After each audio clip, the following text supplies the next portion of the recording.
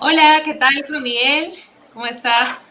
Les doy la Hola bienvenida a Daniela, todos los que nos están acompañando hoy día también. De hecho, encantados de tener con nosotros a Juan Miguel Echeverry, que él tiene mucha experiencia en el campo de Revenue Management y Pricing, ya varios años trabajando en diferentes industrias. De hecho, su más reciente experiencia ha estado en el mundo del B2C, en PepsiCo y en Sanofi. Y bueno, creo que tiene muchísimo que aportarnos en el tema que vamos a conversar hoy día, que es consejos para preparar un business case power para iniciativas de revenue management y pricing.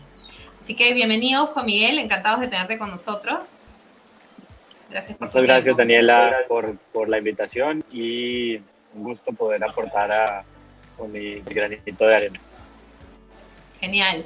Bueno, de hecho, también el motivo de estas entrevistas es para darles a conocer un poco más acerca de los ponentes del Congreso de Revenue Management, que se va a realizar ahora el 25 y 26 de noviembre y va a ser un formato 100% online. La idea es que los ponentes puedan compartir más acerca de su experiencia y conocimiento también para que los puedan conocer. Bueno, Juan Miguel, sobre ese tema, ¿cuál es tu experiencia relacionada con iniciativas de revenue management? En general, ha sido el proceso que has tenido que pasar para poder sacarlas adelante? ¿Cómo has elaborado los business case de la mejor forma? ¿Siempre te fue bien en eso? De repente cuéntanos un poquito más acerca de cómo te ha ido en este campo. Creo que es un tema bien interesante porque según la compañía en la que estés, hay una serie de procesos o formatos o formalidades que hay que seguir. En muchos casos, la verdad es que tal vez tendríamos que ser muy formales para este tipo de iniciativas y, digamos, juega un poco en contra la velocidad de la implementación versus el tener los business case los más sólidos posibles, ¿no? Entonces, tal vez el primer consejo sería tratar de tener ese buen balance entre la velocidad de implementación y lo poderoso o lo detallado del business case.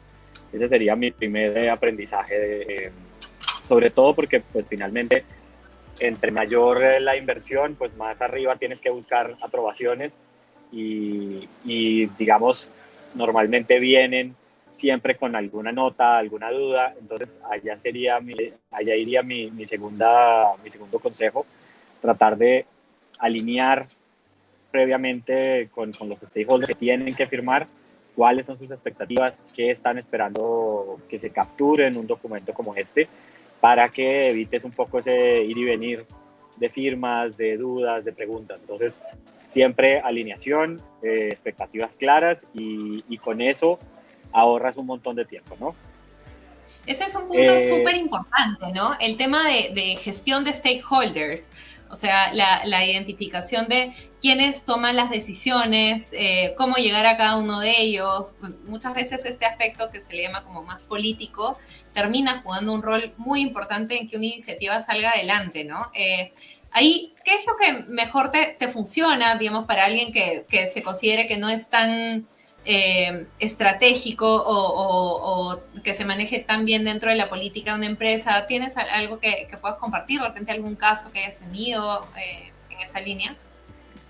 justo ayer conversaba con alguien más en un proyecto que estamos madurando y eh, creo que hay que hacer una lectura bien clara de la cultura de la compañía, ¿no? Yo he trabajado con compañías latinas, americanas y esta última que es europea, francesa, ¿no?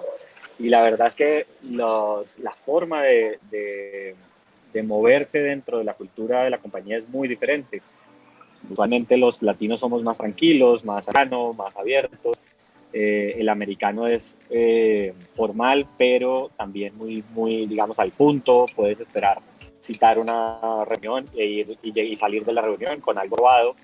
La cultura europea suele ser un poco más política, más, digamos, formal, entonces no puedes pretender que vayas a una reunión, presentes tu caso y salgas con la aprobación. Tienes que hacer una serie de alineaciones, ojalá con los principales stakeholders que necesitas en esa reunión y llegar a la reunión un poco más para presentar el consenso al que llegaste durante esas alineaciones individuales. Con los americanos no hay tanto, pero siempre vale la pena tener un poco digamos, la prueba de juego, porque precisamente cuando tienes stakeholders muy senior en una aprobación, en mi experiencia usualmente van a venir con algo que no previste.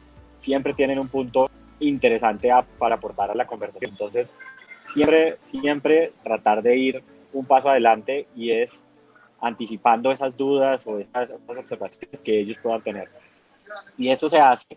Usualmente tendemos a tener como cierto estigma de no puedo buscar a esta persona hasta que no esté muy listo o no puedo llegarle con algo muy crudo porque me va a rechazar. Es cierto, no puedes llegar a hacerles perder tiempo, digamos, a un VP de región, a un presidente de región. Son personas, obviamente, con agendas muy ocupadas, pero también en mi experiencia ha sido que ellos siempre están abiertos a dar un consejo, siempre tienen 5 o 10 minutos para darte y hacer una especie casi de coaching. Entonces, hay que perder el miedo a tener esos approaches sociales o informales con este tipo de stakeholders a ese nivel, porque son muy valiosos y te ahorran un montón de tiempo y te aportan también a tu caso, lo hacen mucho más sólido.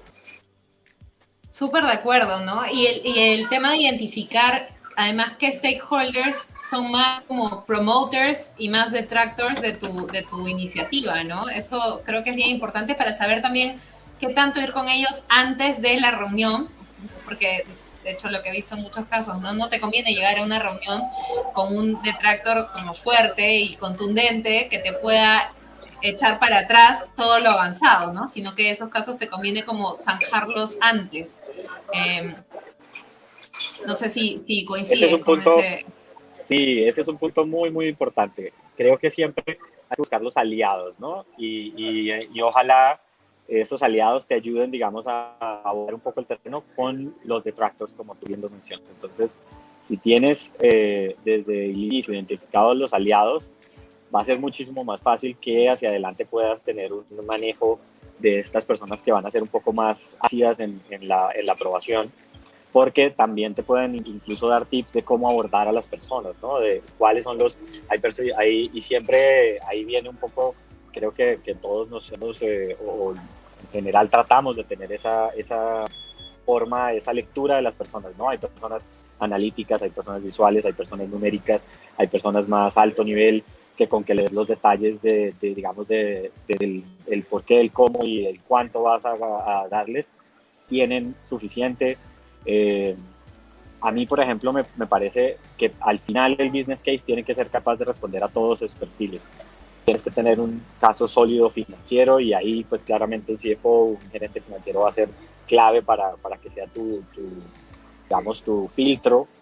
Tienes que tener estratega. Que siempre... Miguel, se cortó un ratito. ¿Podrías volver desde el a mí me parece y lo editamos? Dale. A mí me parece que un business case tiene que cubrir todas las partes. Está molestando. No, te decía que se cortó la comunicación. Podemos hacer una edición, no hay problema, pero necesito que vuelvas como, a mí me parece, lo que comentabas como... Ahí me escuchas, o sea, ya estamos en real time, listo. Okay. A mí me parece que un business case tiene que cubrir todos los aspectos y tiene que ser capaz de responder a todos estos perfiles. Finalmente, pues tienes que tener un caso muy sólido financieramente y ahí claramente un CFO va a ser el mejor aliado para cubrirlos. Si pasas con el CFO, estás listo. Muchas veces el CFO te abre la puerta hacia el GM, hacia el VP del negocio, porque confían mucho en que si el CFO ya lo vio, pero vas a tener un caso sólido. Luego está, digamos, la parte estratégica o más de forma de la iniciativa y cómo conecta con las diferentes áreas. Y si tienes ahí también una lectura adecuada de cómo esto impacta y está realmente conectado con los proyectos claves de la organización.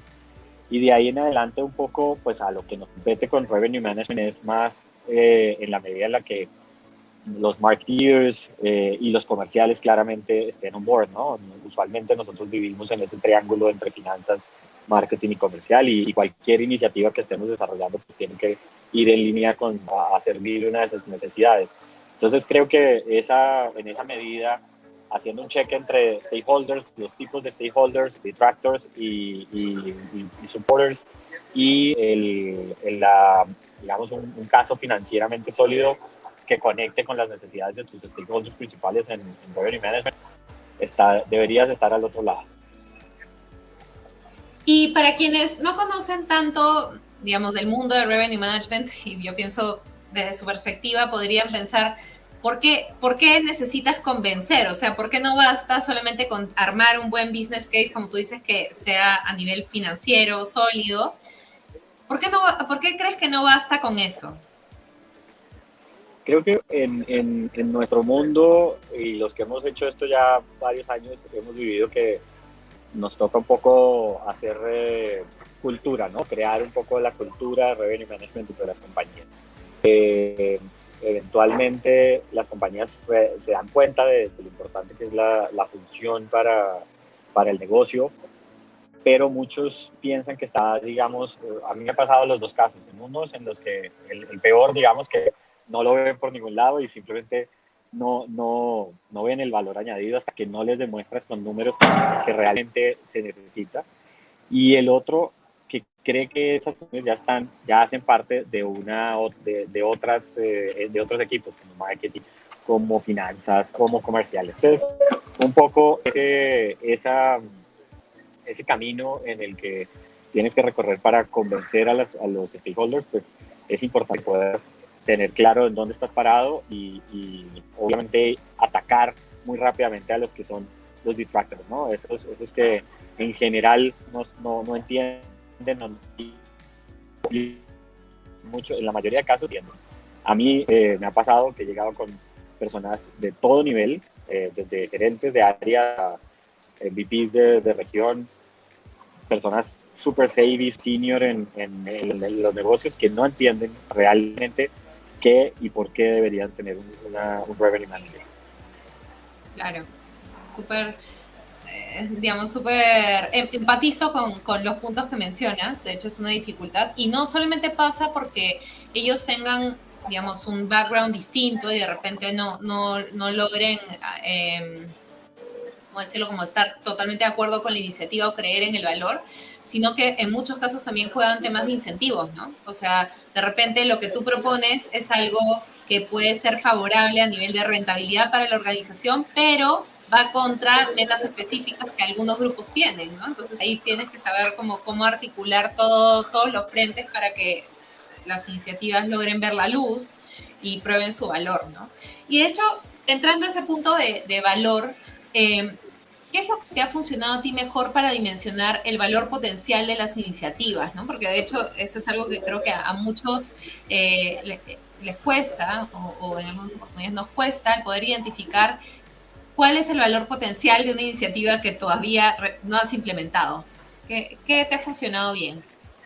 Y construyendo sobre ese punto que acabas de mencionar, creo que es súper clave también el readiness de la organización, ¿no? El momento en el que vas a presentar el caso. Hay momentos, puedes tener iniciativas o ideas muy buenas, pero desafortunadamente la organización no está lista para ese momento y tienes que un poco empezar 2 o 3 pasos antes para poder llegar y caminar con la organización de la mano hasta llegar al punto correcto. Y este caso tal vez lo uso muy fácil en Trade Promo Management. Usualmente el Trade Promo Management se hace desde marketing, cuando no existe Revenue Management, con un poco de ayuda de finanzas, pero son siempre con objetivos de cumplir market share en un momento, ¿no? Y cuando se efectúan los descuentos o las promociones, se deja de lado realmente hacia dónde va la compañía en términos financieros y no se hace una evaluación posterior a tener la iniciativa, los resultados. Creo que en ese sentido es donde aprendes realmente cómo construir, cómo proyectar mejor. Pero digamos que si arrancas de cero, en general deberías, si nos quedamos con ese ejemplo de Trade Promotion Management, tendrías que tener un poco, para mí es vital dos temas. Uno, la distribución.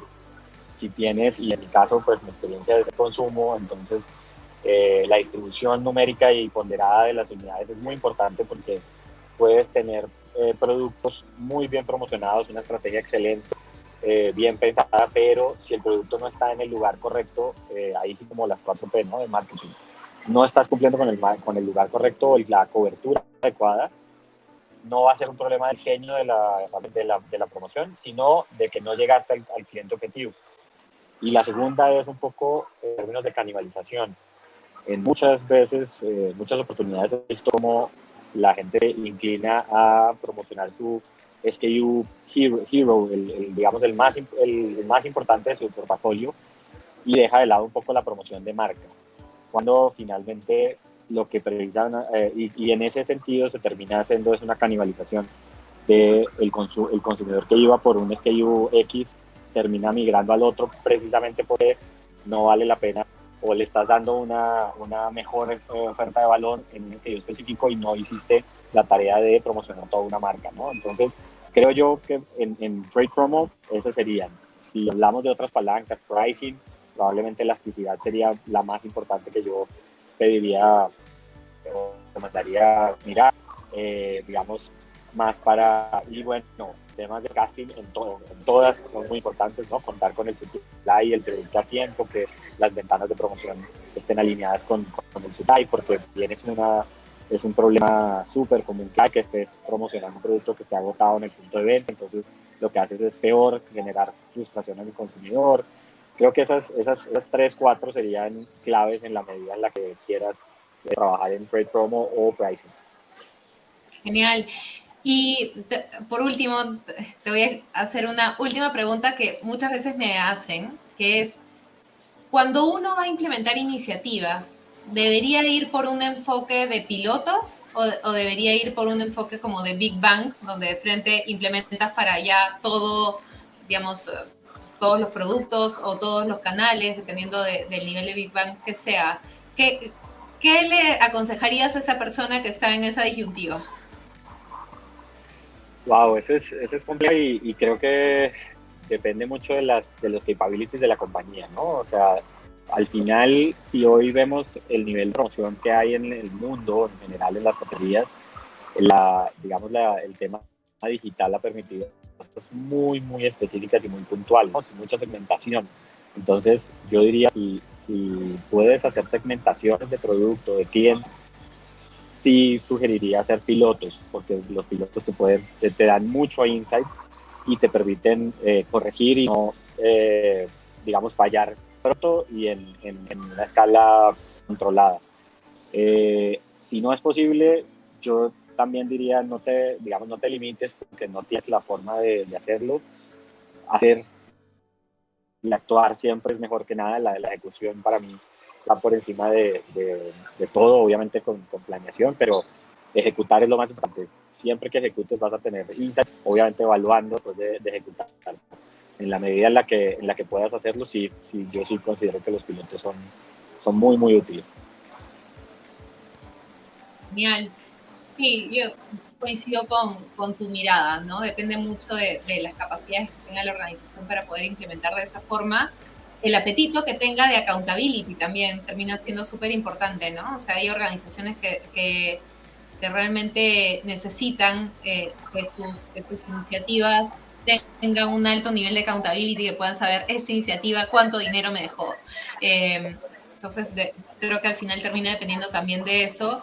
Y también de qué tan seguro estás de lo que vas a hacer, ¿no? Porque hay casos donde dices, ya, vamos all in, porque en verdad se cae de maduro, voy a ir en este camino. Así que buenísimo.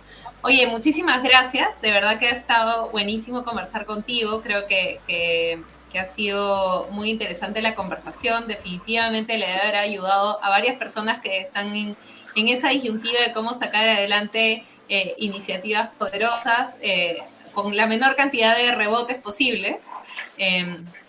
Así que buenísimo. Y le recuerdo a todo el mundo que tenemos el Congreso de Revenue Management ya a la puerta de la esquina.